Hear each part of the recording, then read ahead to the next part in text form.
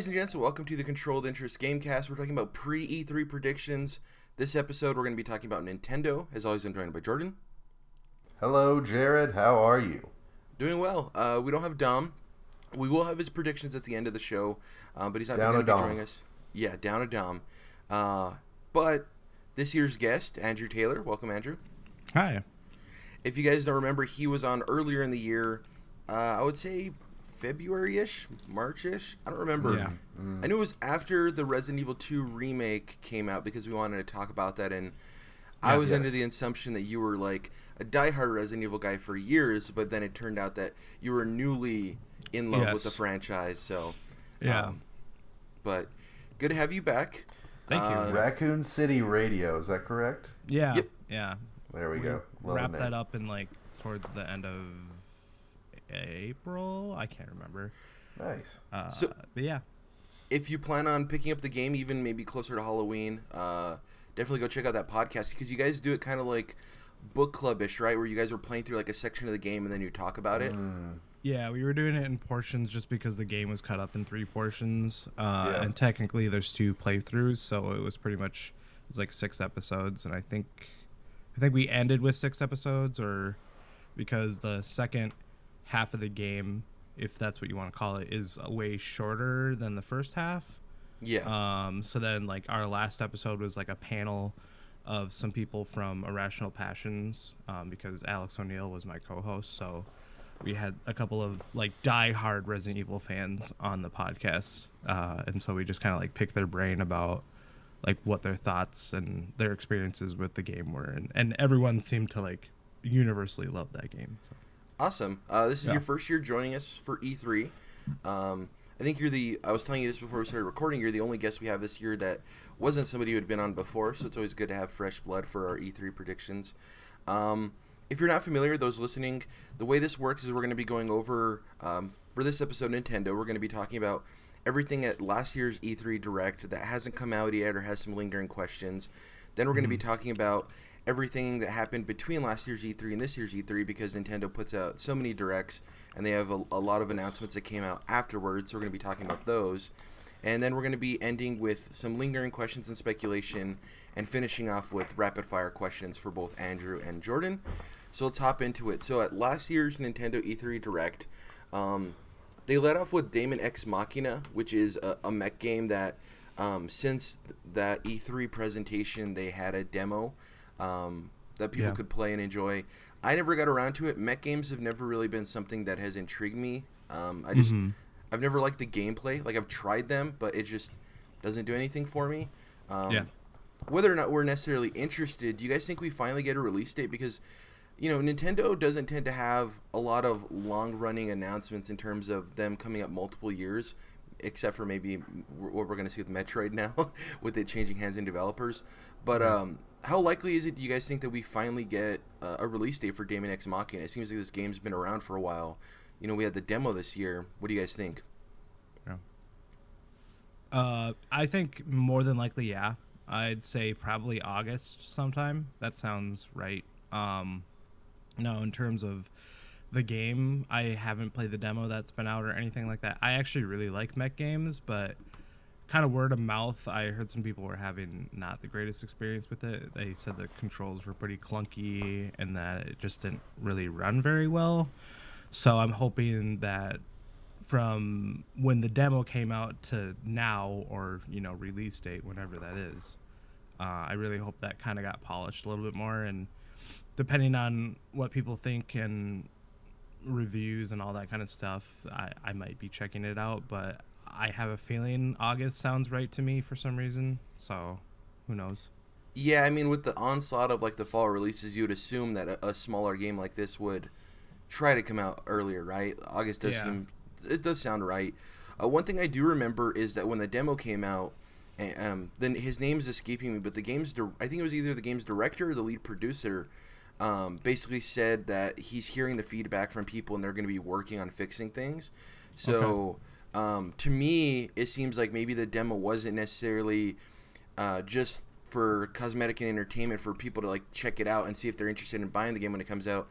It seems like it was more of, let's get this into people's hands, see what they don't like and do like, and we can fix it. Because I know this game is like huge. It seems like a smaller scope game, so maybe the reiteration process of fixing and tweaking things and maybe working on the controls, like you said, that people had issues with, maybe that was their focus.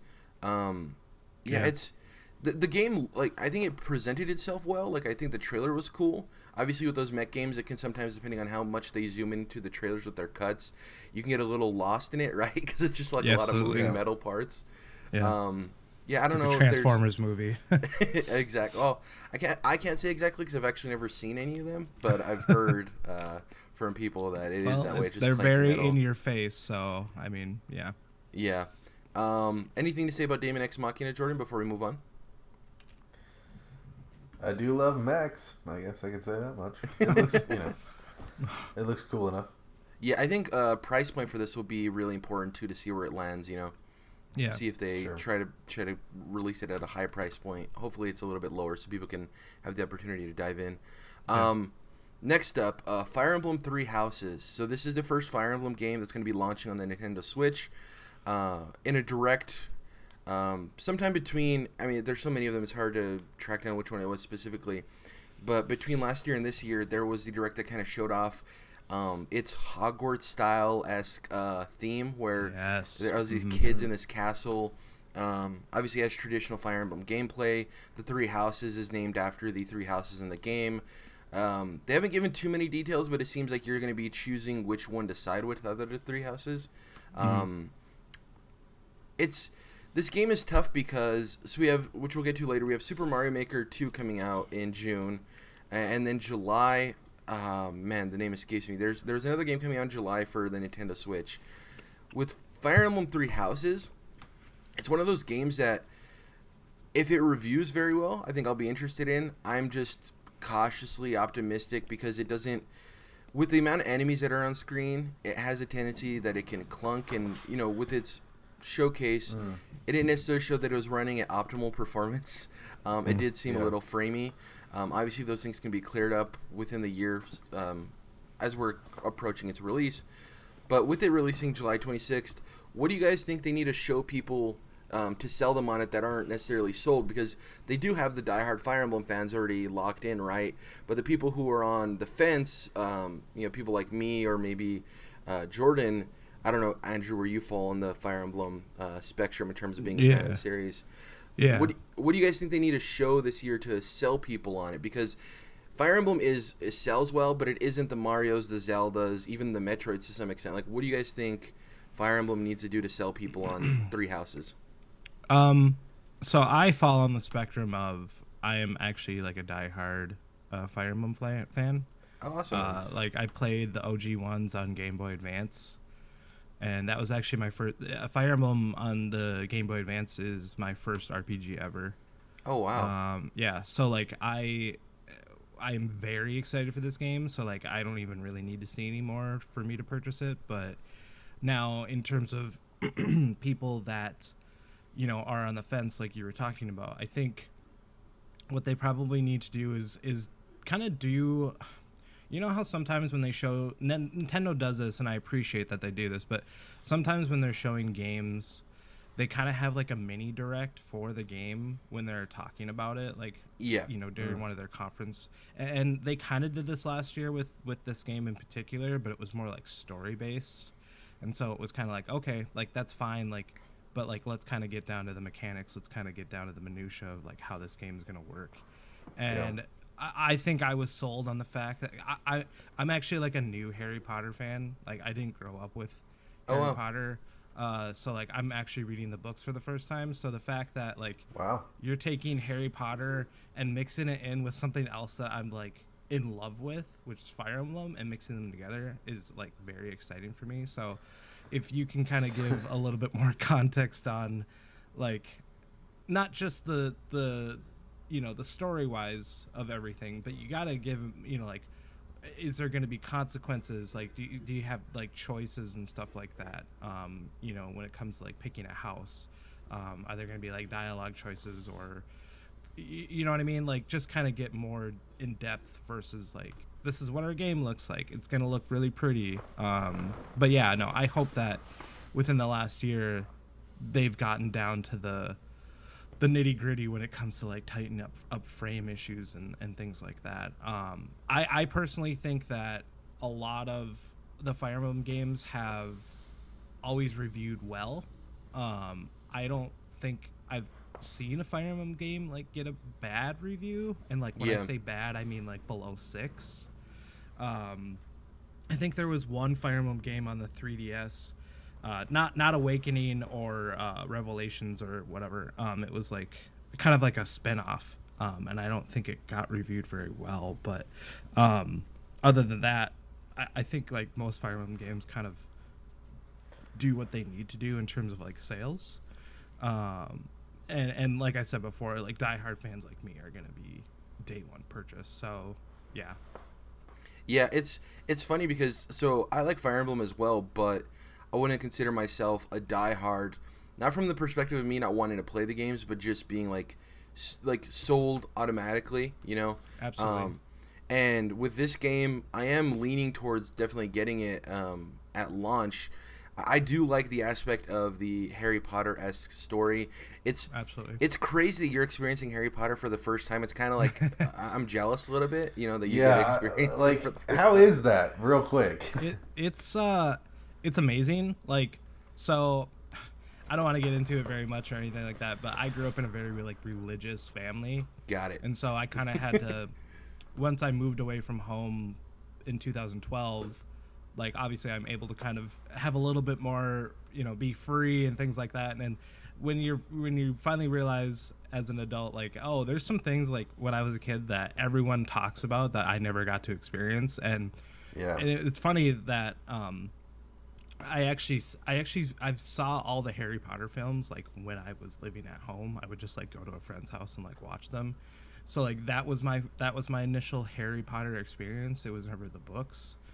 But like I think the books are absolutely amazing, like in terms of world building and characterizations and all that kind of stuff. Like it's pretty much everything I would have been into as a kid. So I'm glad that I'm finally experiencing it now versus like never experiencing it at all. Sure. I definitely don't think it's a almost like a disadvantage to read it first time as an adult. I think they are good books no matter. Yeah, they're like the first couple books are definitely like very kid orientated. Right. But like once you finally get to like Prisoner of Azkaban and like especially Goblet of Fire, like it's definitely on the side of more mature, like young adult, that kind of thing. She did a good job of aging the series as her audience aged, which is really solid. Yeah, she did a really good job with that. So I'm actually like right now I'm at probably the first third of Order of Phoenix. So, oh, nice. Word. Yeah, so like I still have like a ways to go. Yeah. So next up, let's talk about Killer Queen Black, which is Nice. a title that if you're somebody who frequents like real arcades, you would have known about this game before it got announced for the digital space. It's a game that people love. It's hard to explain. So it's essentially an arcade game where there's I think it's up to 8 playable characters, and it's a versus game, and there's multiple ways to win. There's like a traditional scoring system. There's like a death system. And then the one that I found most intriguing was there's a snail on the bottom of the screen, and if your character, if you hop on its back, it'll start riding in the opposite direction from where your team is set. So you want to try to ride him to the other team's goal, and if you do that, you win. But obviously you're susceptible to being attacked while riding it. So there's like multiple ways to win the game, which is really cool. This has been like a mainstay at arcades. People like love this thing. Apparently it gets like crazy lines, and it's just one of those games, especially if it's like a bar arcade where a bunch of grown adults gather around and they can't stop playing it. And people lost their mind when this was announced that it was coming to the home console space. It's set for a Q3 2019 release. It's one of those games that I would assumed had a release date by now.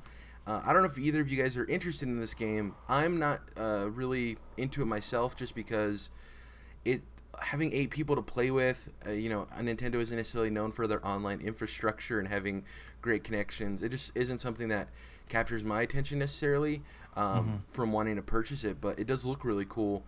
Do you guys think we get a solid release date? My assumption is probably July-ish. Maybe that was the game I was assuming when I was talking about Fire Emblem as well. I don't know. I just want to know where you guys sit with Killer Queen Black, because it is its own unique thing, right? It's a traditional arcade game that's made its way over, and I want to know how you guys think it'll do and if you're interested in it or not. This is actually the first time I've seen this game, so I actually didn't even know this was a thing. It looks very much like Joust. Ooh, good call. That game. Yeah.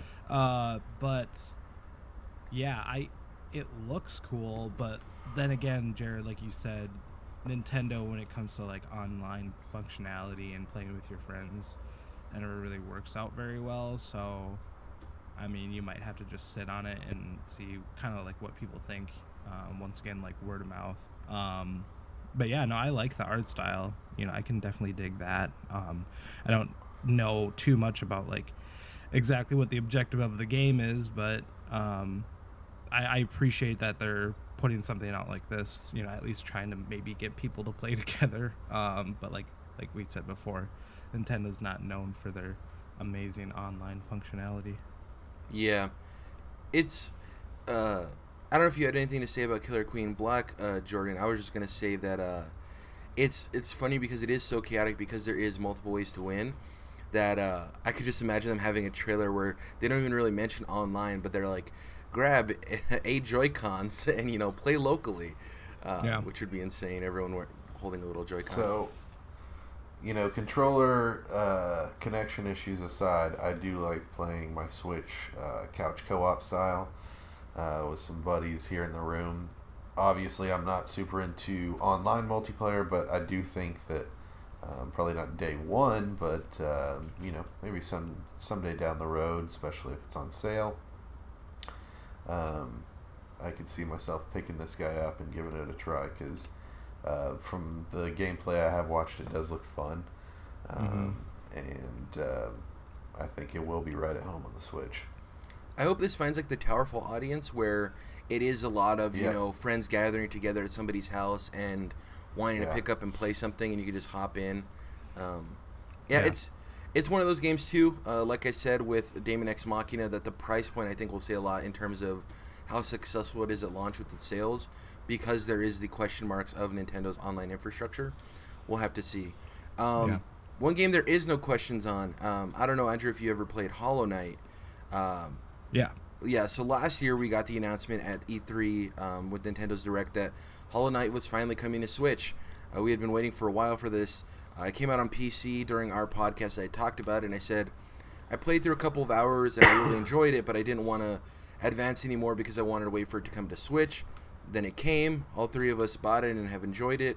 I think Dom's the only one that has gone around to beating it. There's a lot of content in the game, so there's a lot to go through.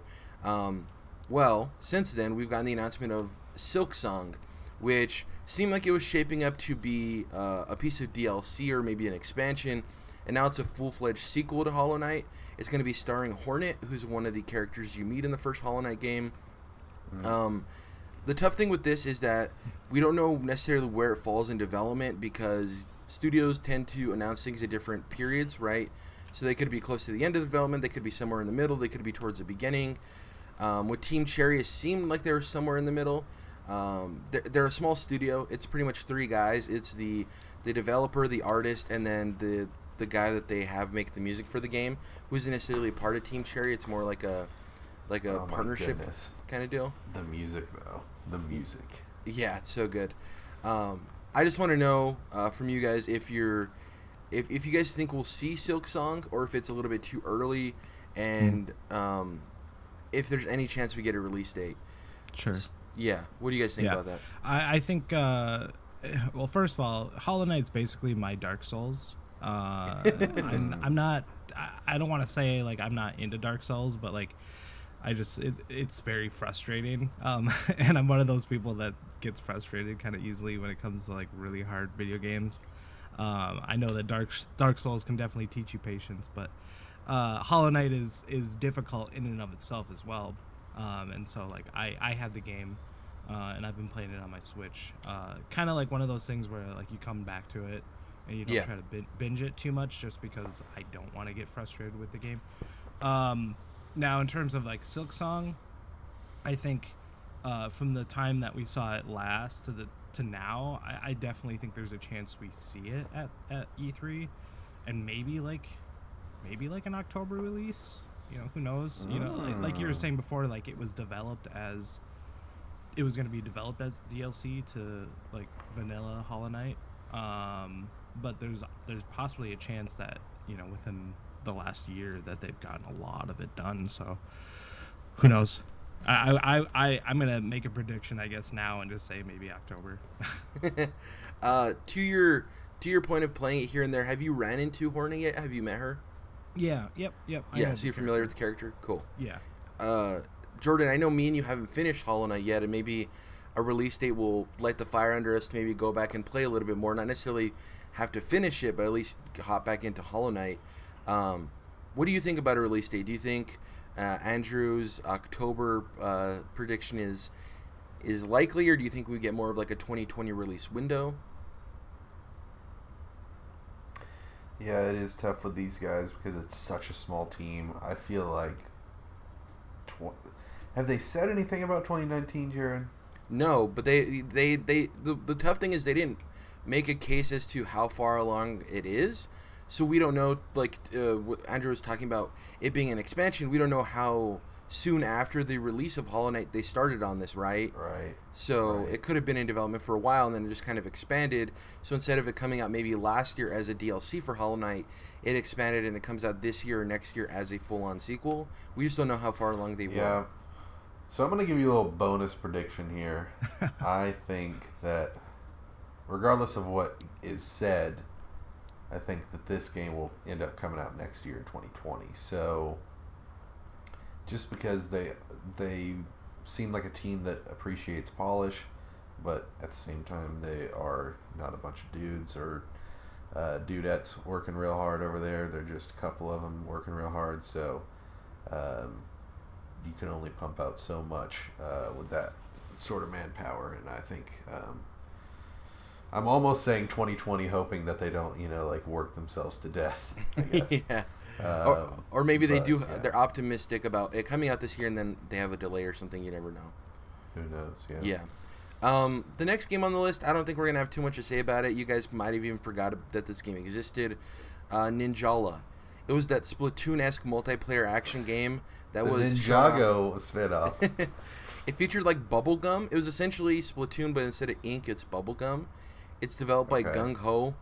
Nothing crazy to say. It was actually planned for last year, and then it kind of went dark. Yeah, I think obviously the reason Nintendo wanted it as a part of their showcase, maybe the Gung Ho guys wanted it, is because it does feel a lot like Splatoon, at least from the trailer we saw. So in the meantime, between 2 and 3 for Splatoon, it gives those fans something similar, right? Sure. Yeah, I don't know if we have anything to say, or you guys just want to move on. I just nothing much there.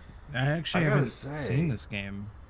Yes, it was featured in the Direct, but it was very short, and you could have easily forgot about it. I forgot about it until I was rewatching.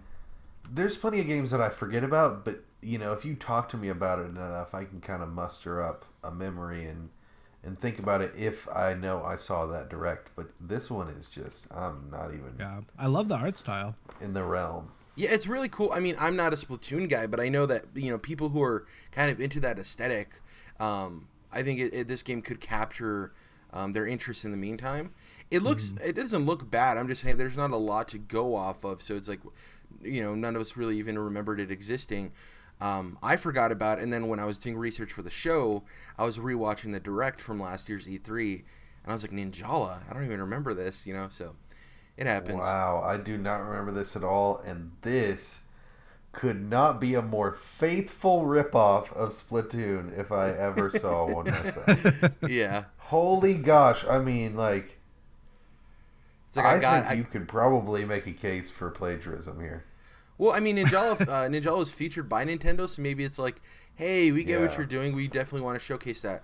It's like, hey, I got an idea. Let's do Splatoon, but with Bubblegum. You know, it pops the That's same, has the same wild. kind of shape when you do like artistic representations of it. It looks like a spin-off. Yeah. Like the art Yeah. style is close enough you can convince me it's an official spin-off. So Yeah. let's talk about Super Smash Bros. Ultimate real quick. We got the release of Joker. Everyone's anticipating that we see the reveal of the second DLC character. Obviously, if one of your predictions relates to this, definitely save that for the end when we get to predictions. But I just want to know from you guys, how likely is it that we do see the reveal of this second DLC character? And it's almost guaranteed we'll probably see some type of esports segment, right? Because Nintendo tends to have tournaments based around their big titles around E3. So, do you guys think that the esports stuff gets mentioned during the direct? And what about the second DLC character? What do you feel about that popping up? I think the second DLC character will probably be teased, but I think maybe the full reveal would happen during like a Smash Bros. Direct. Okay. Because I know that they still do those. In terms of like the esports stuff, I think they'll definitely probably get into a little bit of that. And I kind of feel like, you know how like Nintendo does this thing where they're like, and we have one more thing for you, or you know, that like that sort of thing. Yeah. I feel like this will be touched on for literally maybe 15 seconds, and then they'll just move on to the next thing, because they do that sometimes where they talk about a game for just the shortest amount of time possible. Just so they can check the box saying they mentioned like, it. hey, all right, we're good. Like, we talked about it. And then it'll be like, well, you know, we'll see you here in the fall or whatever. And it's like a Smash Bros. Direct, or I don't know. Well, the crazy thing is this is the first direct we'll have without Reggie. So it's going to be interesting to see if Bowser shows up. Yes, Oh my Doug Bowser. God.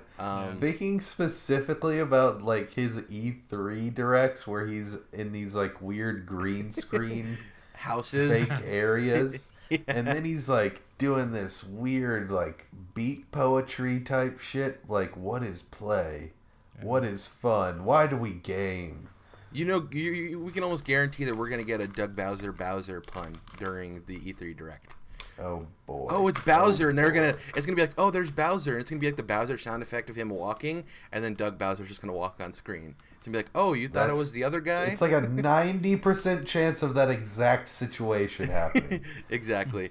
So that's it for last year's direct. You know, in terms of E3, Nintendo usually has the shortest ones with the least amount of games. So there wasn't a lot to go through in terms of stuff that hadn't already released or had interesting follow-up questions. But with the directs, they tend to release a lot of them throughout the course of a year. And since last year's E3 Direct, we've had multiple directs showing off numerous new games. And we're going to go through some of those. Some more interesting than others. The first one, Luigis Mansion 3. Obviously, this is the third game in the series. First one coming to... Well, actually, no. It's going to be the second one coming to Switch, right? No, never mind. I'm thinking of there was the remaster that came out on 3DS. But then they relaunched. Yeah, so I guess both of the first two games are currently on 3DS, right? Yeah, that's so what it is. There's the OG Luigi's Mansion, and then there's Dark Moon. Dark Moon is the sequel to the first one. Right? Or was it correct. Okay. No, you're right. Correct. I couldn't remember if the first Luigi's Mansion came to Switch or if it came to 3DS, but it did come to 3DS. It didn't come to Switch. It came to 3DS after Dark classic. Moon. Yeah. So it doesn't have a release date yet. I hope that it gets an October release date. My only worry is I don't know if it's of two coins, right? So it's like, I don't know if it's a big enough game to survive in October. Then again, it's just on Switch, so who cares? And we've seen that. Like, it's just on Switch, and it kind of exists on its own, right? And we've seen games sell on Switch, so I think it'd be fine. I would really love an October release date for this, get you in the Halloween mood. If I had a prediction, I would say Luigi's Mansion comes out in October. I've never played the first two games. Obviously, I know they're beloved. It's just I never got around to it on GameCube, and then on 3DS, my 3DS was pretty much just my Pokemon machine, you know, and like 2D Mario games. So I never got around to playing them. That's why I was hopeful that maybe they would come to Switch as like a package, the first two.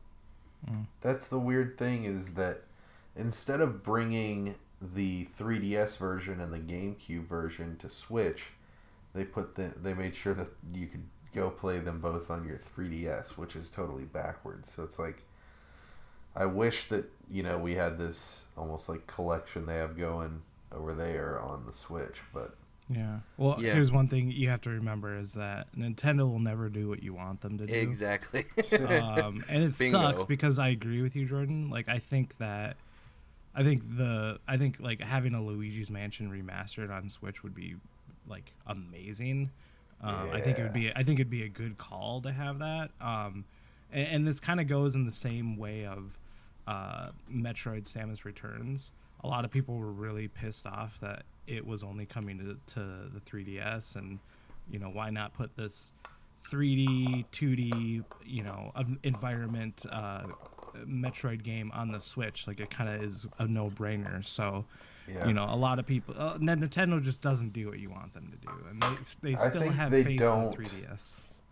They just don't want to make those like assets that they made for the 3DS able to blow up on your giant big screen for the Switch. That would be too much work for them, I think. Yeah, probably. Before we move on to the next game, what do you guys think about an October release? I think it's likely. Certainly. Yeah. We would all Maybe like that, September. right? Would it like a late October right before Halloween? That'd be sweet. I played Dark Moon. I didn't play the OG like Luigi's Mansion. I considered getting it on 3DS. But I played Dark Moon, and I really love Dark Moon. It's just Mario Ghostbusters, basically. Hell yeah! And with the on a separate note, the Ghostbusters video game remaster coming out, and it's also coming to Switch, I believe. So you'll have two. I'm pretty sure. I could be wrong about that, but I'm pretty sure during that announcement they said Xbox One, PS4, and Switch. If memory serves me correct, I could be wrong. But if it is the case, then you'll have two Ghostbusters games this year, which is really cool. Next up, this is another game that people may have forgotten about. Game Freak, obviously the co-developers of the Pokemon games alongside Creature, they showed off this RPG called Town. Now, the hook of this game is that it takes place entirely in one town. So it's a JRPG that takes place entirely in a single town. What I want to ask you guys is, do we assume it's a smaller scope price game because Game Freak does focus on the Pokemon titles because they're their big breadwinner? Do you think this is just maybe a side project, like a palate cleanser for them, and we shouldn't expect anything like drastic like the JRPGs we're used to that are 80 to 100 hours? Do you think this is maybe a smaller scope, smaller price title? Yeah, absolutely. Yeah, and the funny thing is, I actually completely forgot about this game. But now that we're talking about it, I do remember them, showing it off a little bit. But yeah, I really don't know.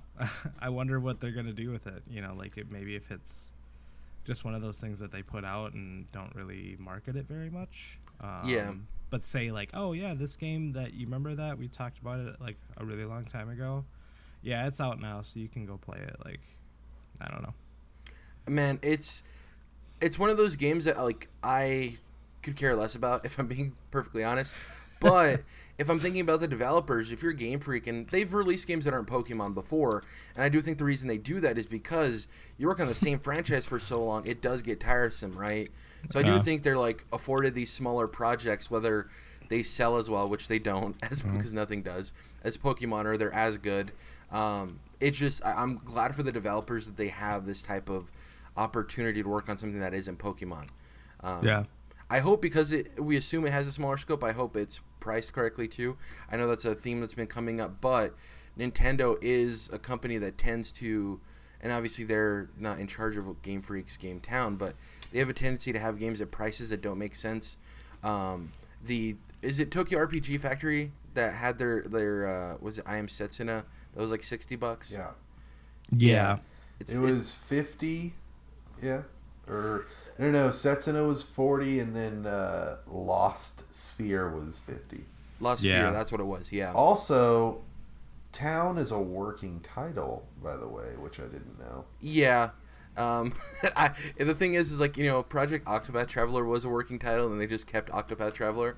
So yeah, I could see it being called Town for sure. Yeah. I hope it changes the name, but it could easily just be called Town. The Town RPG.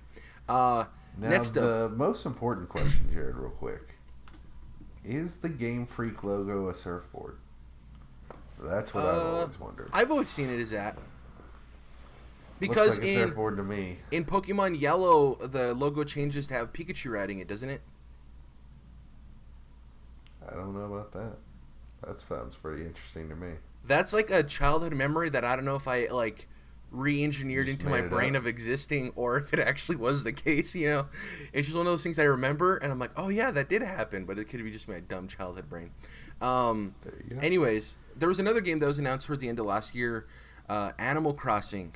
We had this weird trolley meme-ish announcement of Animal Crossing during the reveal of Isabelle Pikachu, sorry to interrupt, but Pikachu does ride a surfboard in the Pokemon Yellow startup.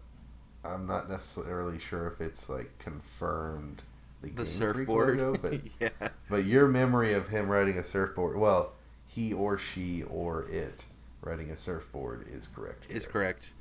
So Animal Crossing, we got the reveal after Isabelle was announced for Animal Crossing. For Smash Brothers. Isabelle for Animal Crossing.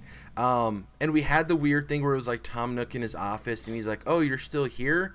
Let me show you something that should get you excited, yada, yada, yada. And it was basically them being like, hey, Animal Crossing for 2019. And that was pretty much it. There was no gameplay. It was literally just the title of the game and that it's coming out in 2019. It was one of those, it reminds me a lot of the Elder Scrolls and Starfield announcements for Bethesda where like, hey, stop asking about it, we're working on it.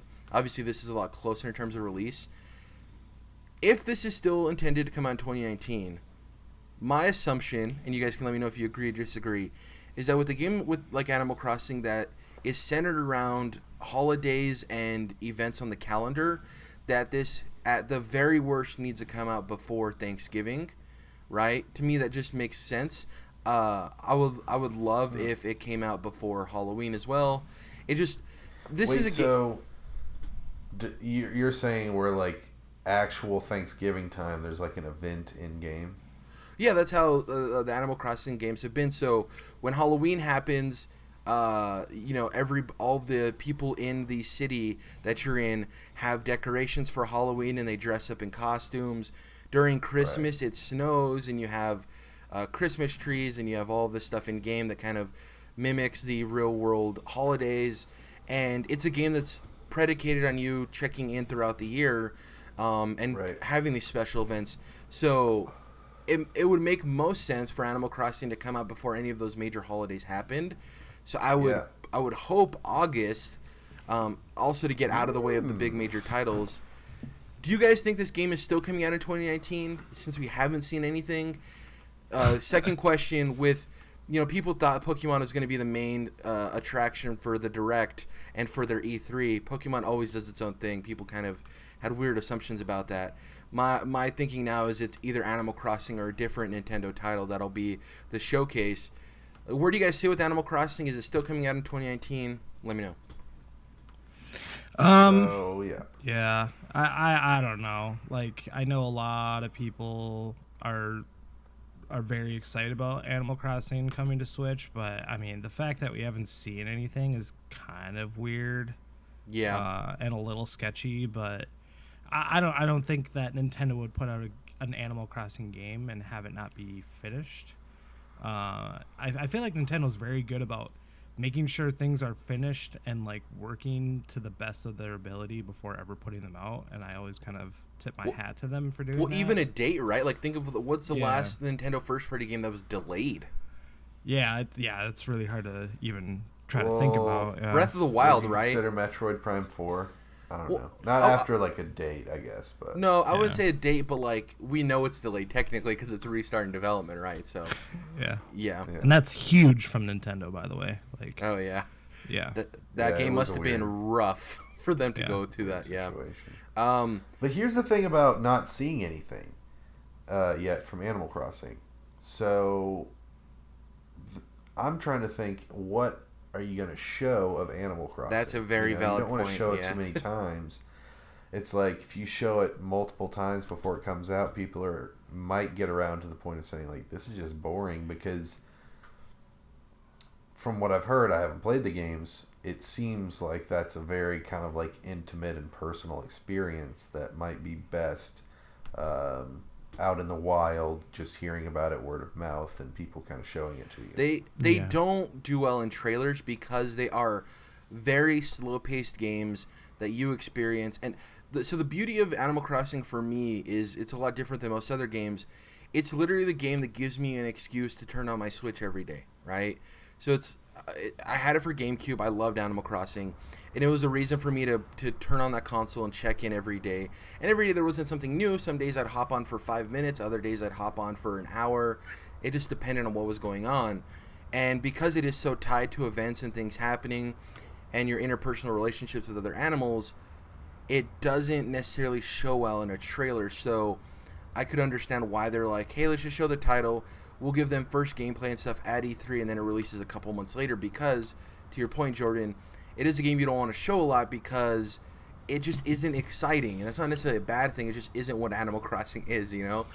You aren't going to get hype for an Animal Crossing where somebody's slowly walking across the city to go meet up with their friend to trade their bananas for their peaches, you know? It isn't that type of property, so... I wouldn't be surprised if we get the gameplay and then we also get a release date in, 3 or 4 months. It wouldn't shock me. I think it's gonna be a good game for the Switch too, because unlike Breath of the Wild or Mario or even Fire Emblem Three Houses, all of those games have beginnings and ends, and when you're done with them, yeah, you'll come back for a second playthrough maybe sometime. But Animal Crossing is this persistent thing where there really isn't ever a game over. So there always is a reason if you ever get interested to go back.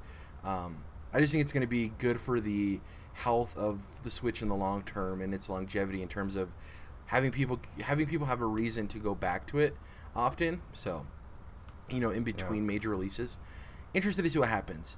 Next up, a game that does have a release date. It's coming out relatively soon. Super Mario Maker 2. This is coming out June 28th. The recent Direct that they had showcased what's new. And they also showed why non-builders should hop in, right? So the game's focused on you building your own Mario levels and showcasing them to the community and the community playing them. And there's people who aren't necessarily interested in any of that, and they just want Nintendo-crafted Mario levels. Well, this game will have that. It'll have over 100 Nintendo-crafted levels for its own story mode, and the story mode centers around you rebuilding Peach's castle. Now, people were worried that it was the type of thing where you would unlock pieces and then you'd have to build the castle yourself. That's not what it is. It's essentially you playing through levels and unlocking parts of the castle that it builds itself. So it gives a reason for people who aren't interested in any of the building to purchase the game outside of going into the online features. I'm really excited about this. I'm somebody who I love the creative aspect of it. I think the 100 Nintendo crafted levels add value. I'm excited about both of those things. Is there anything else they need to show for Super Mario Maker 2? They already had the Direct. I'm assuming we're just going to get a promotional trailer, right? Like, hey, remember this game's coming out in a couple of weeks. What do you guys think? Yeah. Yeah, I think that's probably what they'll do is they've already kind of shown what they need to show for people to be excited about it. It'll probably fall under the category of one of their really quick, like, 15 what you said second, earlier. Yeah. So just because, like, you have a lot of eyes on E3, right? So the fact if you can do like a 15-second or 30-second like trailer or whatever you want to call it, that'll probably be enough for people to remember that. Oh yeah, I'm gonna pick that up in a week or 2 weeks or whatever. My hope is that we see some custom Joy-Cons. Some like yellow ones, like that Mario Maker yellow, or maybe a yellow and a red one, for like some kind of bundle. That'd be really dope. But I think you're spot on. I think we're going to get the 15-second Mario Maker 2 coming out June 28th, That's pretty much it. Because they had the Direct, so there's like, what's the point of showing anything else, Yeah, there's no point. Another game that's this is the game. So I thought it was what was it? The other game that was coming out maybe at the end of Killer Queen Black. The game I was thinking about when I was talking about Fire Emblem was Marvel Ultimate Alliance 3. So that comes out July 19th, which is a week before Fire Emblem. And that was the game I was talking about of which one to buy, right? Because they both look really cool. Obviously, Marvel Ultimate Alliance 3 is a return of the Ultimate Alliance franchise. This game wouldn't exist without Nintendo. Marvel essentially said that they kind of funded this project and wanted it to be a Nintendo Switch exclusive. Are you guys excited about this game? They've shown gameplay. Game Informer's had a lot of gameplay about the game. Do you think they need to show more? What do we expect to see? From a marketing standpoint, I personally haven't seen a lot. besides like what we got last year of the reveal. So maybe I need to check out that Game Informer gameplay because I know that they do that a lot. I'm already sold. I'm a huge Marvel Ultimate Alliance fan. I beat the first 2 games like back in the day. I think what was it, 360? Yeah. Xbox 360. So like I'm already sold on it, and the fact that it's a Switch exclusive is also pretty cool. And any way to support this game, I think that's kind of like the route I'm going down. So yeah, I don't know. Maybe we need to see like, does Nintendo ever do that where they kind of play like they do like what Sony or Xbox does where they play out a level or like a portion of a level like on only screen? During the treehouse, like after the direct, they'll have a treehouse where they do that, but rarely during the direct do they have like live gameplay or like an extended gameplay demo. Because it's always Nintendo always wants to focus on the announcement side of things versus like, oh, this is the gameplay, you know what I mean? So yeah, maybe we'll see that. Like maybe the gameplay will be if they do like a treehouse-esque thing at the end of their conference. Maybe we'll see gameplay for this just to make sure that people remember that this game is coming out. But maybe they'll kind of talk a little bit more about like customization stuff or maybe what the story is or something like that, just to like give people something to chew on before the game comes out. So the roster they showed, I don't remember seeing Deadpool and I don't remember seeing the Fantastic Four. Obviously there was Wolverine and there was a couple of other mutants. It would be cool if they showed maybe, you know, Marvel's First Family, or if they showed like Deadpool or something. But Deadpool doesn't seem like a Nintendo thing, so I doubt we see him. He's in the game. Yeah, he's in the game. Okay, I don't remember seeing him during the reveal when they had like the big character lineup picture. Yeah. I just might have just forgot him. I was trying to remember who was in it.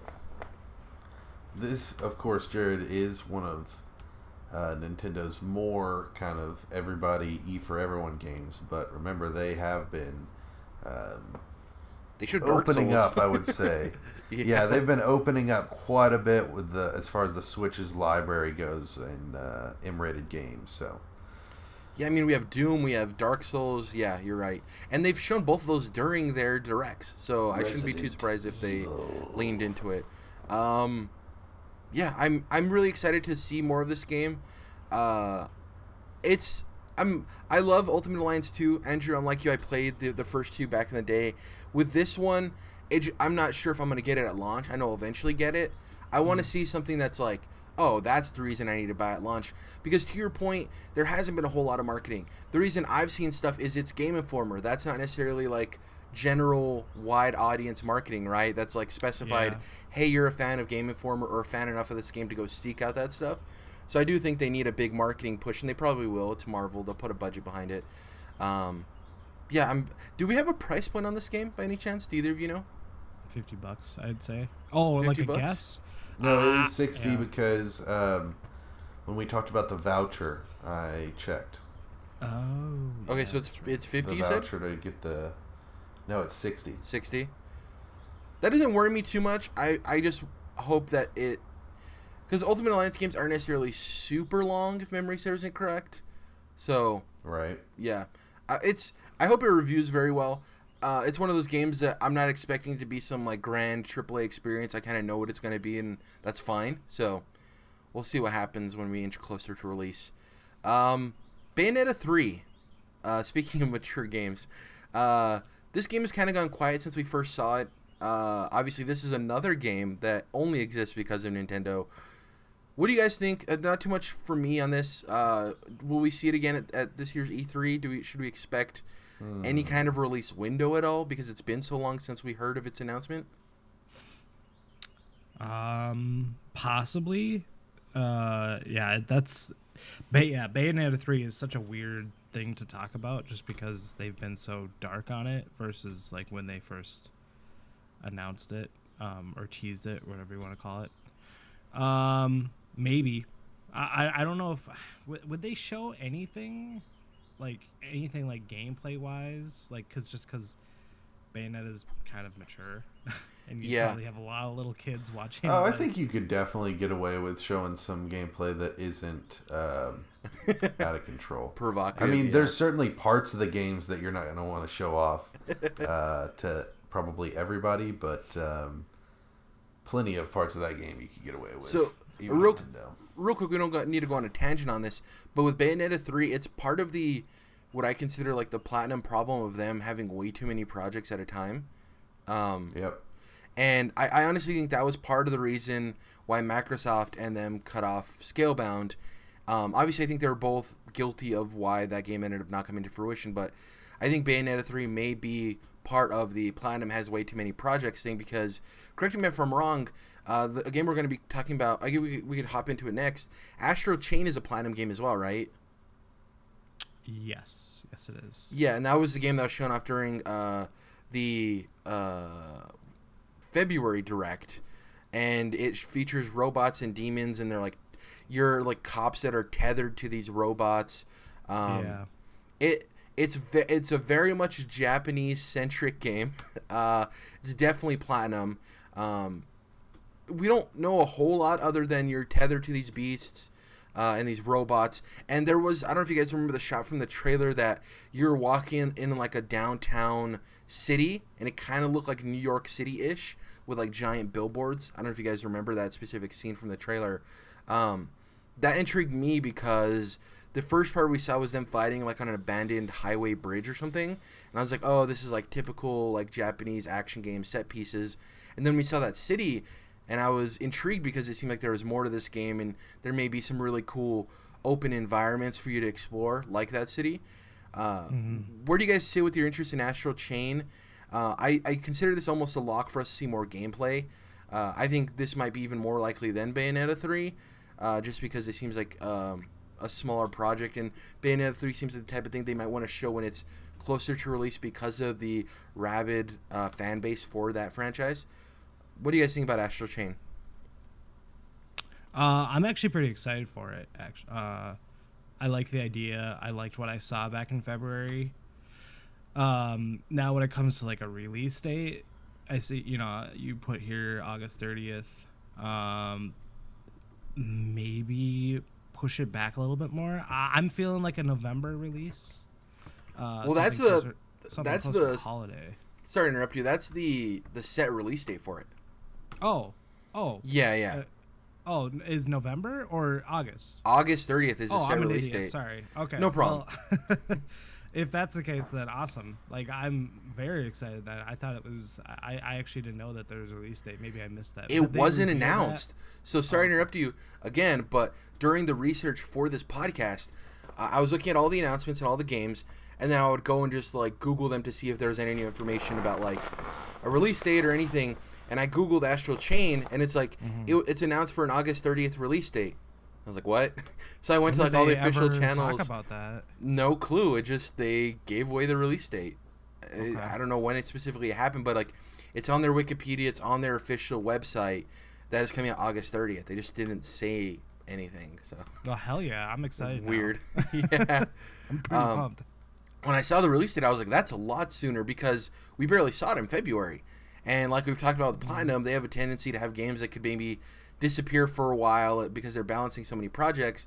With this, it's like February to August release. That's great, right? Yeah. Good turnaround. Yeah. That is a really good turnaround. One thing about Platinum, I'll say, I don't know who's ever running them, but like I think they really need to kind of chill, because they have so many projects, and I want Platinum to like succeed, and I want them to put out the best possible game that they can put out. Like they're working on a lot of cool things that I'm very excited for and interested in, but like when you're kind of stretching everyone thin and just being very busy with all these multiple projects going around, different teams, that sort of thing, I just can't even imagine like how stressful it probably is for them. Have you seen the Game of Thrones meme about Platinum Games? Sorry, no. Jordan. It's the Targaryen thing of like every time a Targaryen is born, the gods flip a coin. Oh yeah. There's a meme that's like every time Platinum develops a game and it releases, the gods flip a coin, which is really funny because like they have really great games, but then they have games that kind of are hit or miss with a lot of people. This is a really funny meme. What were you saying, Jordan? I gotta say, I don't think I'll ever be able to get over the Legend of Korra game. I forgot they made that. Did they betray you with that game? Just as weak as you could possibly make a game for such an incredible series. So, and they've had games similar to that, throughout, where they are just hit or miss. And we've made the joke before that they're certainly not platinum level, maybe gold or silver, but not platinum. Well, do you think that's part of them balancing so many projects of like they focus so much on one and the other one hurts because of it, right? And it doesn't come out great or even close to that because they are balancing so many things. And I agree with you, Andrew. I think they need to restructure their management from the top down because it's crazy. Because I think like I don't want to stick too much on this, but I just think like in terms of how much people love your studio and like are excited for your games, wouldn't you want to put out the best quality possible versus like I kind of feel like in terms of the Legend of Korra game, which I actually forgot that they made, that the they would like you to or whoever the North remembers we have to forget that game. I feel like maybe someone who's like, all right, let's make a Legend of Korra game, and like Platinum Games like slowly raises their hand and they're like, yeah, sure, we'll do it, I guess, kind of feel pressured to do it, and they put out like this really half-assed, like. Well, I mean, they did Ninja Turtles and Transformers, and those weren't half-assed, but I don't think they were, fully there either. I think they were better, certainly better than Korra. But I played Transformers, but their Ninja Turtles game, I was so excited for their Ninja Turtles game, and then it came out and everyone's just shitting on it, and I was like, well. Yeah, there goes that. Like, there's no way. The problem is they look like they almost got there too. Like these licensed games that we're talking about specifically in the Platinum library are close, but no dice. Yeah, which is even more frustrating. We talked about Tokyo RPG Factory earlier. Oninaki is their next game. This was shown off at the. I don't remember which. Usually I wrote the direct, so I don't remember where this one was. This is actually has a release date in Japan. August 22nd. It's coming out in Japan.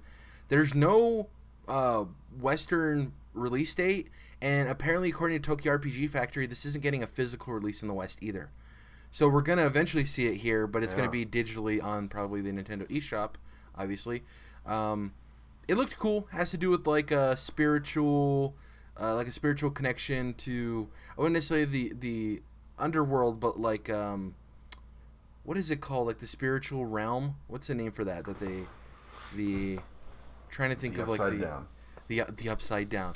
Like I guess it's just called like the spiritual realm, like the ghost, like trying to think of like the tropey name for it that people use.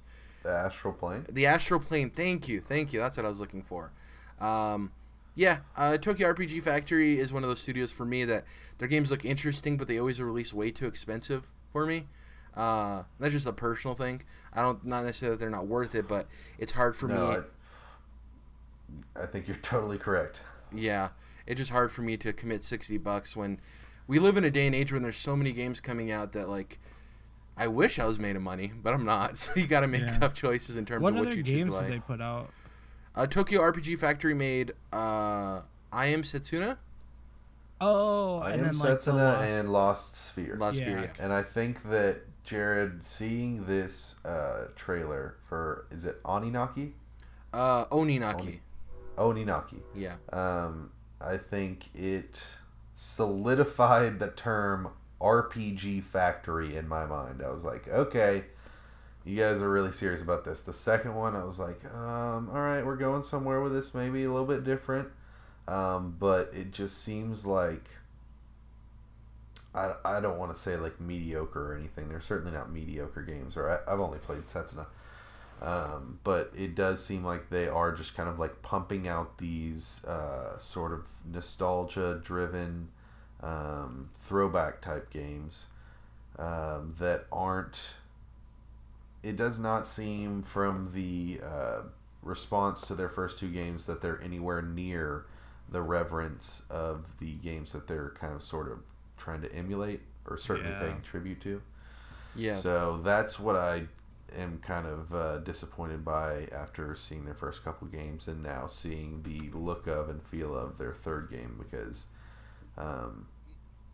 it's totally fine if you want to be like a tribute band or a throwback band, but I want you to be at like hitting the heights of what you're paying tribute to. You know, I think that's when it's really cool, is when it's like you're not bringing this stuff out during the golden age, but you still have something special, and I just haven't necessarily seen Shovel Knight special from Yacht Club Games did that with Shovel Knight. Yeah, so exactly. There's no where excuse it's yet. like you're outside of your era, but you have something to add still to that bygone time. Exactly, and you can convoke like the nostalgia of it as well. So it's a whole package.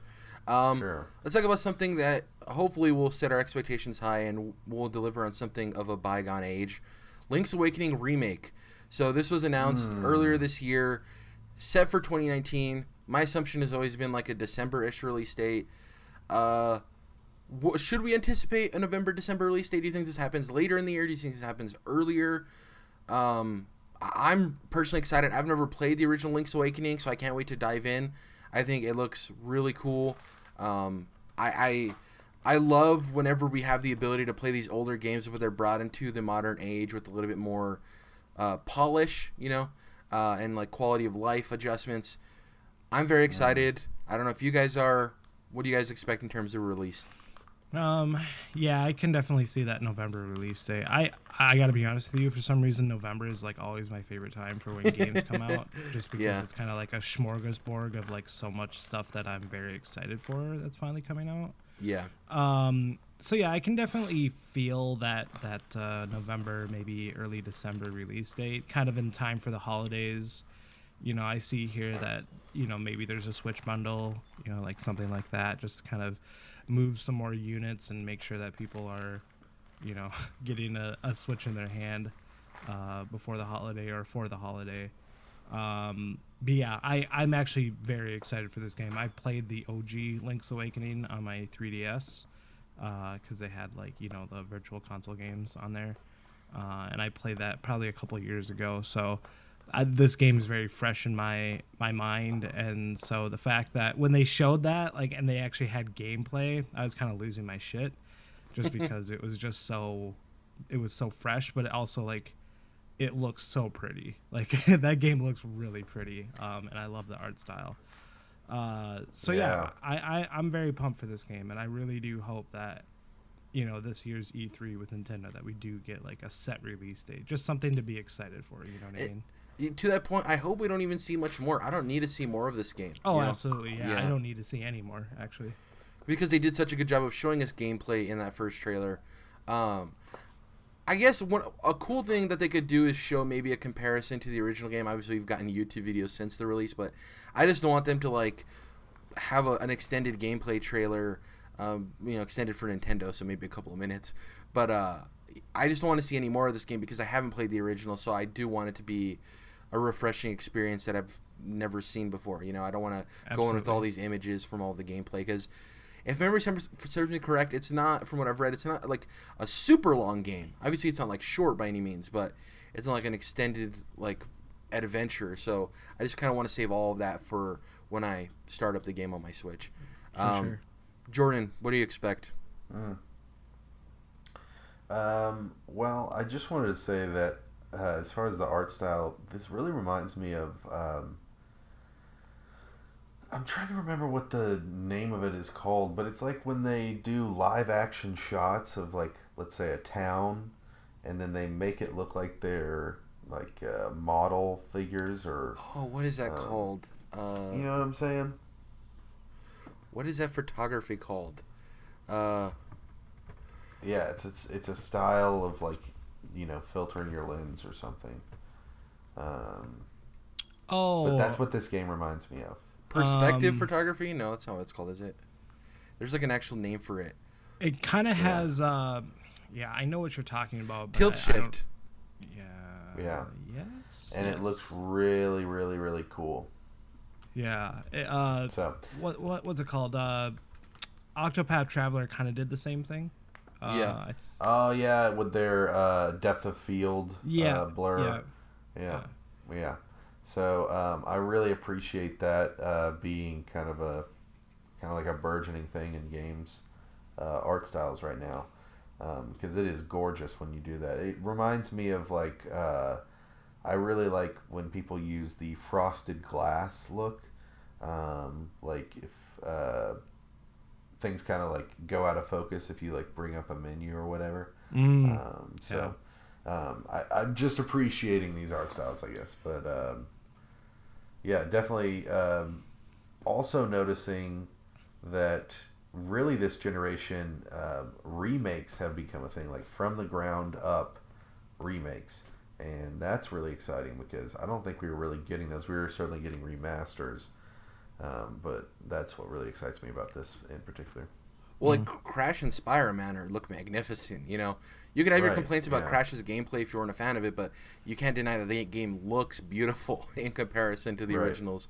Right. And we obviously have, very successful examples to look at. Resident Evil 2, for example. Yep, good point. Game we started talking about at the beginning of the show. Also, for those listening, do yourself a favor and go Google tilt shift photography. There's some really cool stuff. Tilt shift. I was looking through it now as I was trying to look up. I literally Googled, what's the photography where big things look small? It popped up.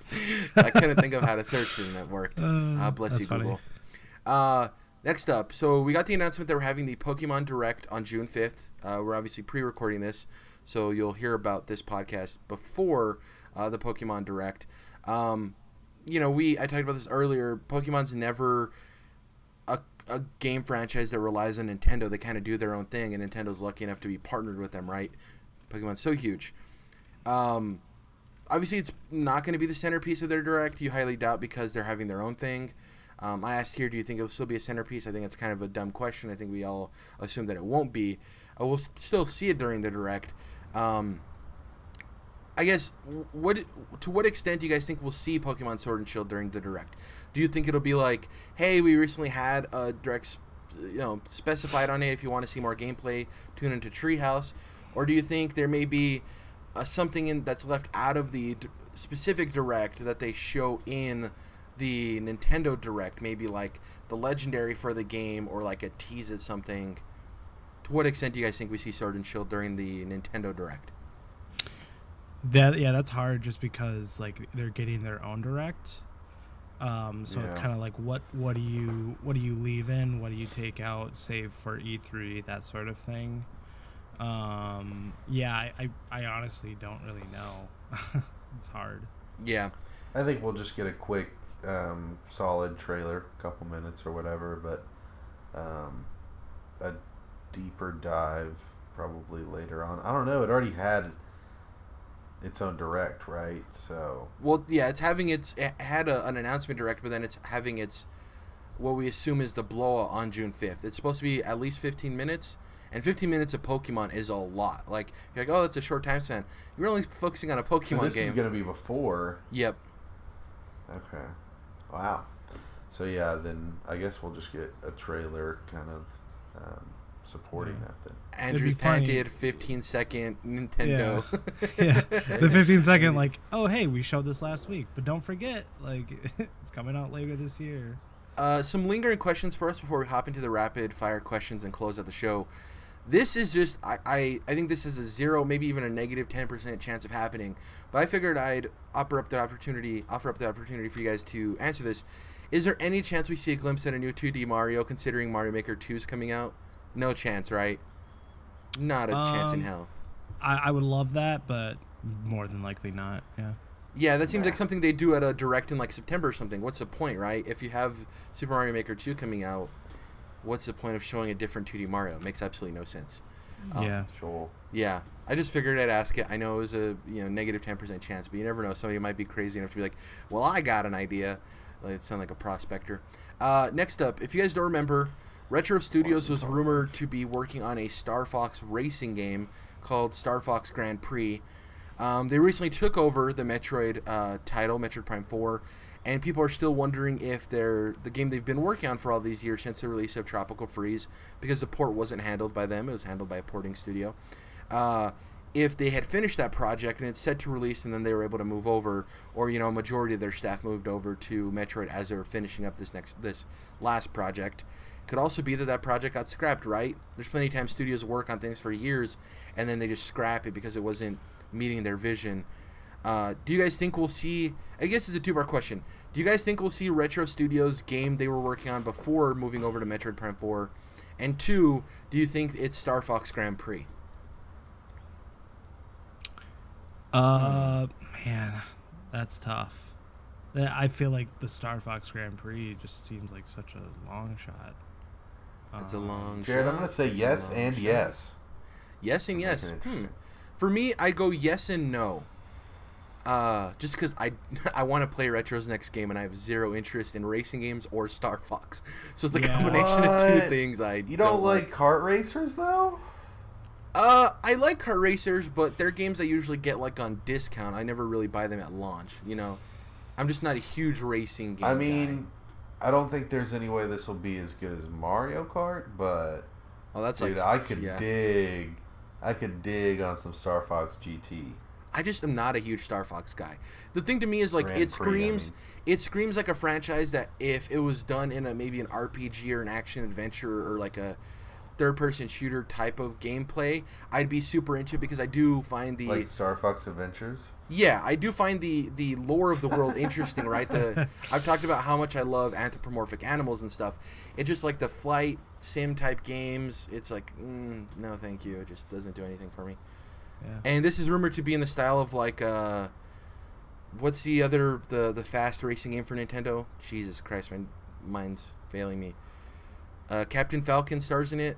What is it called? F-Zero.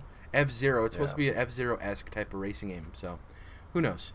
Andrew, we didn't get your answer to the two. Yes, yes, no, yes, no. I'd say yes, no, like you. Okay, we're dreaming. Hopefully, we see Retro's game. This is a game that people forgot about. Pikmin 4. If you don't remember, Miyamoto said in 2015 that this game was almost done, and haven't seen it ever, which is really weird. That is very weird. Yeah. Do you think maybe this is a product of them switching over to focusing on Switch? Maybe they had to like retool it because people forget how closely tied a lot of the Wii U games were to the gamepad, and maybe Pikmin 4 was one of those games that was like entirely predicated on the use of the Wii U gamepad. So instead of a game like Tropical Freeze, right, or a Captain Toad, where it didn't really rely on the gamepad that much and you can port it over a lot easier, maybe this is a game that was built from the ground up for the Wii U, right, to work with the gamepad, and they completely had to scrap it and start over with it, or at least retool it, Mm-hmm. I don't know, that's my only explanation I can have for Miyamoto, of all people, saying, yeah, that game's almost done, and then 4 years later we haven't heard a peep, I don't know, what do you guys think happened? Maybe they ran into some development issues and they just don't want to talk about it, or the Switch happened and the Switch happened, I think. Yeah. The switching. Yeah, it's very weird. The switching. That's one of those games that I could see popping out of nowhere for this direct. Like Pikmin 4. It wouldn't shock me too much, but it's just weird that we got that announcement from Miyamoto and it just hasn't happened. Lastly, before we hit rapid fire questions, there have been talks of the new Nintendo Switch hardware, right? We've heard about a more streamlined, mobile-focused version, cheaper for people to hop in. We've heard about a beefier, pro-style, hardcore gamer version. Nintendo CEO basically said, we're not talking about hardware at this direct. Though that is the case, and it may be true, last year before E3, they said, we'll only be talking about 2019 games, or 2018 games, sorry. And almost half of the announcements were for games that were releasing after 2018. They did that the year prior too, where they're like, we're only going to be talking about 2017 games. And then they had, what's his name, the head of the Pokemon company come out and be like, we're working on 2 Pokemon titles in the future. So they have a tendency to say things aren't happening, and they do happen during their E3 Directs. I doubt we see the Pro one. If we see any of them, I'd assume it's the more streamlined, cheaper one. Nintendo has talked about sales on the Switch slowing down a little bit, though they are selling more than either the PS4 or Xbox One, thanks in large part to the console generation coming to a close, and those two kind of reaching saturation at this point in the market. I guess this is also a two-part question. One, do you think we do see Switch hardware? And two, do you think it's the cheaper SKU, the beefier SKU, or both of them? What do you guys say? Beefier SKU. Man, I want that beefy SKU, Jared. Give me a taste of that beefy SKU. That hearty beefy SKU, yeah. No, I think it'll be the string bean, if anything, but probably not either. The string bean, if anything. Yeah. Andrew? Yeah, I'm not 100% sure. I want to see both of them. I want to see like maybe a tease, and you know, I feel like if anything, it would probably be the cheaper one, just to kind of, you know, for anyone that's been kind of on the fence about purchasing one because of price, them knowing that there's a cheaper option might push them, you know, to get ready to purchase like this cheaper one. Yeah. You know what it could be too. That could be the part of the presentation where they do talk about Pokemon for a little bit, because Nintendo's shown that they like to release new hardware near Pokemon releases because those games sell extremely well and they push consoles. So it makes sense for them to launch the cheaper model that's aimed for kids and for people with households where they can have multiple Switches, to have it released somewhere near Pokemon Sword and Shield, right? So I wouldn't be surprised if during the presentation they're like, Pokemon Sword and Shield, you saw some stuff at the Direct, here's a little bit more. Oh, and if you're planning on getting it, look what else you can pick up this fall. And then they show off the cheaper model, right? I'm with you guys. I think there's like negative 15% chance of the beefy SKU, the hot steaming beefy SKU. But I do think there's some chance for the string bean, lean mean Switch SKU. Let's hop. I thought you were going to say something. Sorry. Well, I mean, I want that Pokemon Sword and Shield. That's the beefy SKU, you know what I mean? Yeah, well... And I'm sure that... Maybe not for this. I'm sure that it will push a lot of consoles, like you said, but I'm ready. My body is ready. My body is Reggie. So let's hop into some rapid-fire questions. I'm going to be aiming these at each of you individually, and we'll come out with some answers. I guess we'll start with you, Jordan. Madden has yet to show up on the Nintendo Switch. We've seen FIFA come over, but we haven't seen Madden yet. They haven't announced the specific platforms, though obviously we know it's coming to PC, Xbox One, and PS4. What are the chances that Madden finally comes to the Nintendo Switch in 2019? It's a long shot. It's a long shot.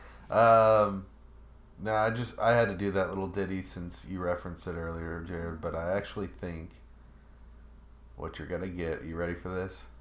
Madden All Play 2020.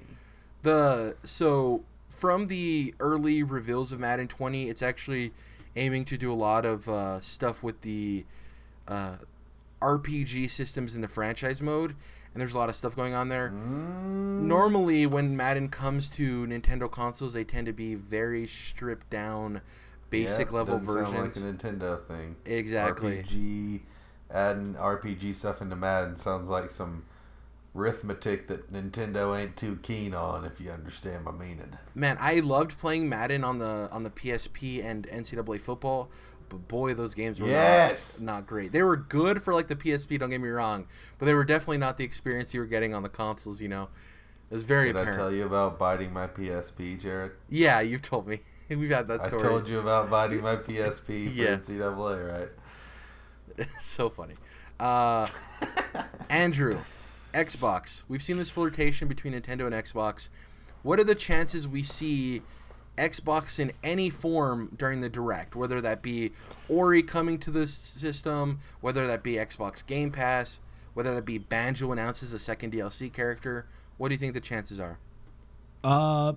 I feel like there's a 50% chance there that we get some more of that like relationship tease that's been kind of going on with them.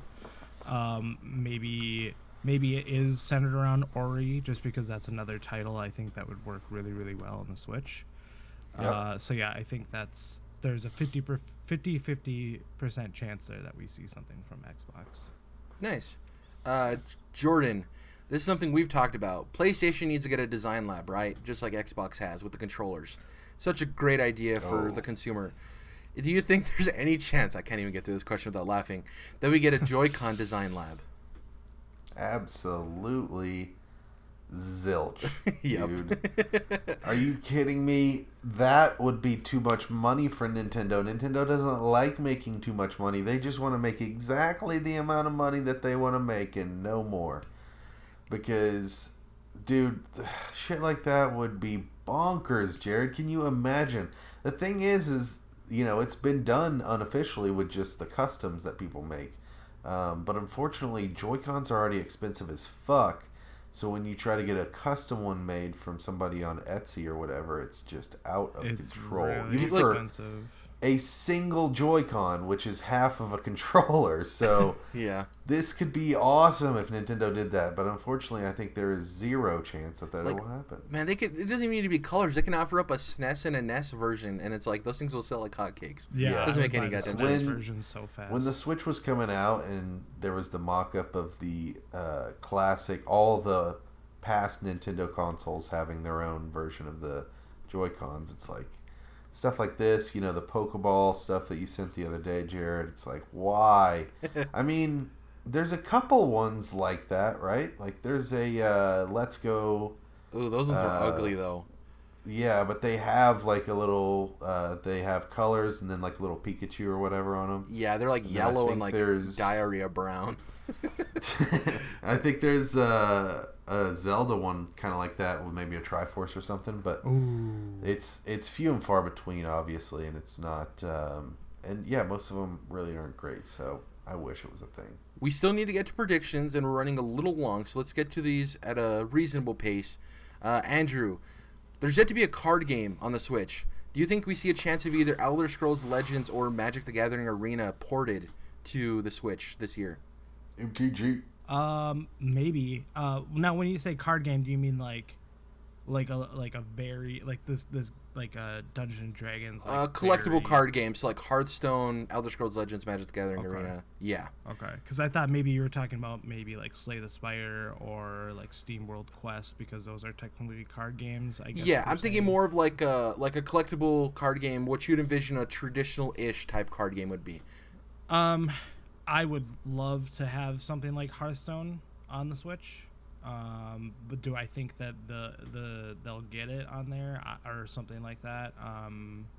No, not really. Hey, It would being work, honest, man, but- it's fine. Yeah. Yeah, especially with the online infrastructure, boy. Jordan, Earthbound / Mother. Does Nintendo finally pull the trigger on Mother 3 US or a sequel? Jared, the theme with me on these E3 shows in this year of our Lord 2019 is willing things into existence. Our Lord being Xeno, of course, by the way. Therefore, the answer is yes. Rapid fire. Andrew, F-Zero, two-parter real quick. Do you think we'll see it? And two, if retro Star Fox game exists and is true, does that mean there's zero chance of F-Zero making a return this year? Yeah, this is interesting. I don't think we'll see it. Now, in terms of like the Star Fox retro game, I don't even think that'll be a racing game. I think that's actually gonna be a full-fledged like Star Fox game, if anything. Ooh, okay. Yeah. Grand Prix. Jordan, new Donkey Kong game. Obviously, last year we had the port of Tropical Freeze. Is there any chance we see a Donkey Kong game, either by Retro, maybe the Star Fox rumor was false, or by a different studio working on Donkey Kong? Donkey Kong Tropical Meltdown coming to a theater near you. So is that Let's do it, man. Let's do it. Yes. I guess I'll skip the Professor Layton one because there is technically the one with his daughter, so it doesn't really. I guess we'll end with this, Andrew. Wind Waker or Twilight Princess HD? Do we see these ports? God damn it. Man, I really, really wish we Will would. it to I existence? don't think we will. I'm not high on Twilight Princess, but I'm very high on Wind Waker. So if that thing were to come to Switch, I would probably lose my shit. So That's the one I want Here's to. what's important about that. It's one of the last major Wii U exclusives that we haven't gotten brought over. Yeah. But I totally think it's possible that it could be. I think it's more possible that we get Wind Waker than we do get Twilight Princess. God, I hope that's true, because I don't want Twilight Princess. Nothing against it. Just give me the pack! Let's hop into predictions now. The way they work is we're going to go around telling a prediction at a time. Each of us have 3. Dom isn't with us, so I'm going to be giving his as well. And then at the end, we're going to give our dream prediction. Pie in the sky announcement. Okay, so I guess I'll start. My first prediction. I'm going to say Bayonetta 3 isn't shown. We don't see any gameplay, and it's not even mentioned at all. So Bayonetta 3 is a no-go at the show this year. We don't see a lick of it. Nothing. Zilch. I'll even go as far to say as when they show Nintendo, when they show Super Smash Bros. Ultimate gameplay for the new DLC character or whatever they show for Smash Ultimate, we won't even see Bayonetta being played in those gameplay videos either. Fuck! We won't see Bayonetta at all. You doing my girl dirty, Jared? Jordan, what's your first prediction? Yeah, so I got to build right off of that. And I'm also going to add something in just because of something that you said. So not only are we going to get Bayonetta 3 gameplay, Jared. Not only, Jared, are we going to get Bayonetta 3 release date. Not only do I have this little bonus piece to my bet that we're getting a special costume announcement. Now, I'm also going to say another Bayonetta character is going to be added to Smash Bros. Jesus. We're not at the dream section yet. Jordan, I'm just kidding. Yeah, that's cool. I've got dreams, baby. I've got dreams. So we're opposing each other in our predictions. I like that. I should probably kind of clarify this. We're getting a Bayonetta 3 release date. That is my prediction. Okay. And what do we have a bonus point system? I forget. No, not necessarily. No. Okay, so I'll just say this for my own benefit. They're going to announce some kind of special costume for Bayonetta, and then during the Smash Brothers time, I think we're going to get what is the other girl's name from Bayonetta? Her kind of sister thing. But I think it's going to be her. Interesting. Maybe it's somebody from Bayonetta 2 that I haven't played yet. I'll just say we're getting a Bayonetta character besides Bayonetta in Smash Bros. Ultimate. Andrew, what's your first prediction?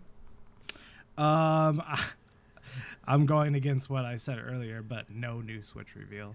Nothing at all, whatsoever. They focus on the games this year. We see the zilch, nada. Zilch. It has its own direct. They'll talk about it, but it's gonna have its own direct so that they can go and do it deeper. Got it. Dom's first prediction. The first SNES game will be coming to Nintendo Online subscription, and he says it'll be Super Mario World. Yeah. So that's a solid prediction. My second prediction.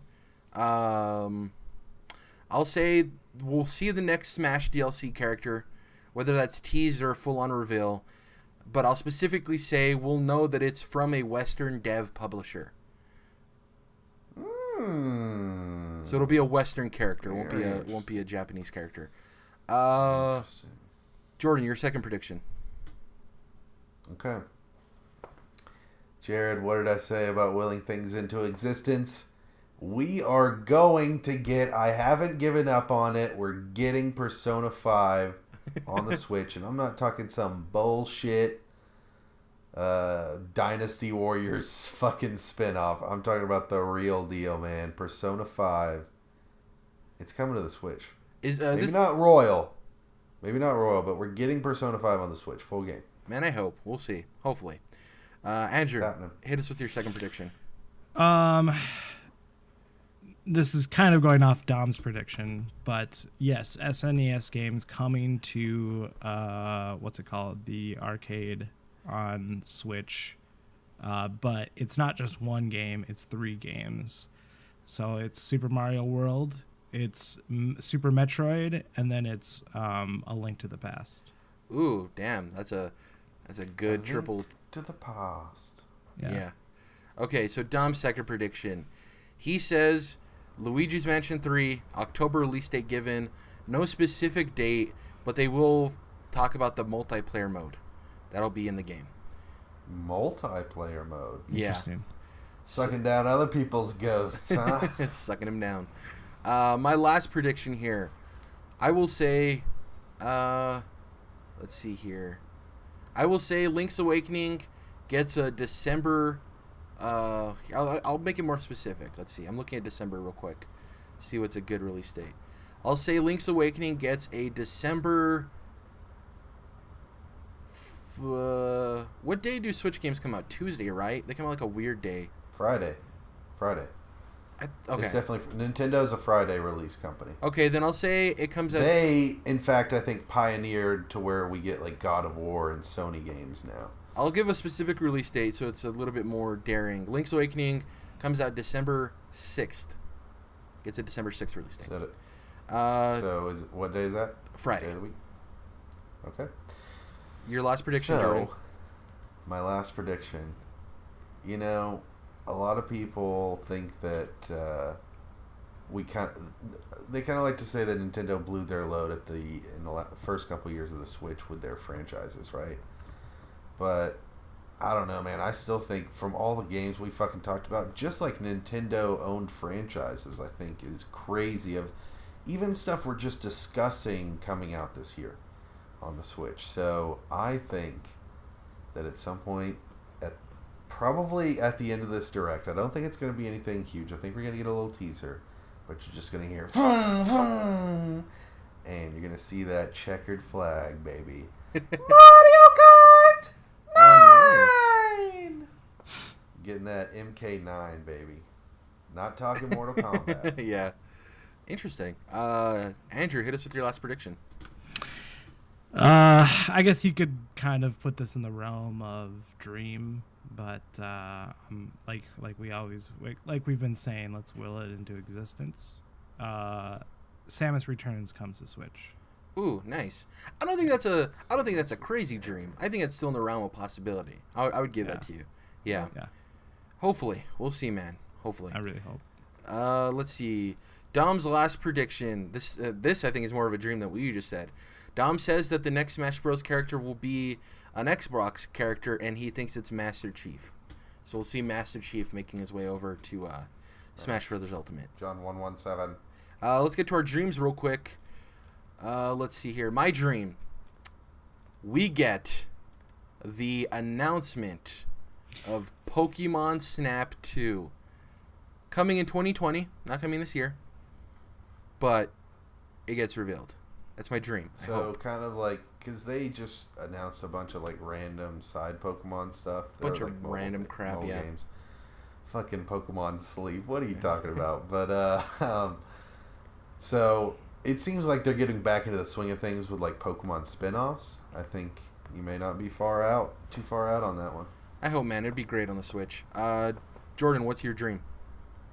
So Jared, you know, I'm sure you could have guessed this before I even say it, but my dream is for John Bernthal to come out in person and present the next Kingdom Hearts spin-off game exclusive to Switch. This is a roast of Dom, by the way, Andrew, just so you know. A continuing forever roast, apparently. Yeah. But basically, we're getting a Kingdom Hearts spin-off. I know it's not... Well, okay. We got to get this DLC for Kingdom Hearts 3 out the door. Do we? But I think... I'm just kidding. Do we? Yeah, exactly. It's like, Jesus Christ. What can you say about Kingdom Hearts 3? But I think we're just far enough away. You know, Square Enix loves their spin-offs and having plenty of games in development at once. So I don't think it's too far-fetched to imagine them already announcing the next spin-off game in the series. And since Switch didn't get 3, I think it's perfectly viable that they would get the next spin-off game, because that's kind of been a thing on 3DS. There's been multiple games. So nice. Yeah. Andrew, what's your dream? The new retro game is a fully fledged like Star Fox game that comes out next year. Ooh, or cool. Is aiming to get out next year. Nice. Do we see logo? This doesn't have to be part of your prediction. Do we see logo, a little bit of gameplay, or a CG trailer? Like, what do you think we'll see?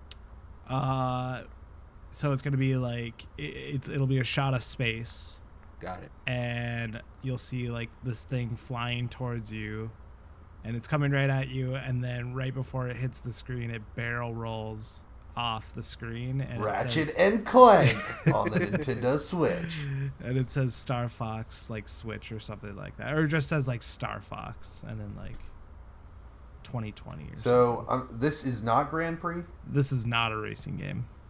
Okay. Yeah. This is totally. This is Star Fox. Yeah. This is the anti-Jared. So yeah, I game. guess this would be like the anti-Jared game. This would be something more akin to like Super Mario Odyssey is for that franchise. Yeah. So we'll finish with Dom's prediction here before we close out. Dom says they will announce an Ocarina of Time remake. Not a date or anything, just a tease, just like a logo or something. But remake. I just feel bad asking them for that because they just made 2 amazing remakes on the 3DS of Ocarina and Majora's. Hey, you got to keep asking. Nintendo doesn't give us what we want. We got to keep asking. That's it for this podcast. Andrew, can you please let the people know where they can find you? Yeah, you can find me on Twitter. I'm at Papa Drew Bear. I do a comic book podcast every week with my co-host John Bernardo. You can find that on Twitter at PanelPod. You can find it on iTunes, Spotify, pretty much anywhere where podcasts are. Just it's panel to panel, and there's like a subtitle, a comic book podcast. But yeah, you can tweet at me, whatever. Talk about video games, comic books, movies, anything. I'm always down. Hell yeah. Thank you for joining us. I want to have you back on the podcast again this year. First time joining us for E3. Hopefully we can have you back next year as well. Thank you guys for listening to this pre-E3 Nintendo Predictions podcast. We have one for all of the conferences, minus Square Enix, just because we couldn't find anybody that was interested enough.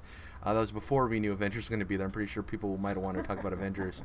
But yeah, they'll be rolling out throughout the week. You'll hear those other podcasts around the time this one goes up. And enjoy E3. Hopefully all our dreams come true. See you guys next time.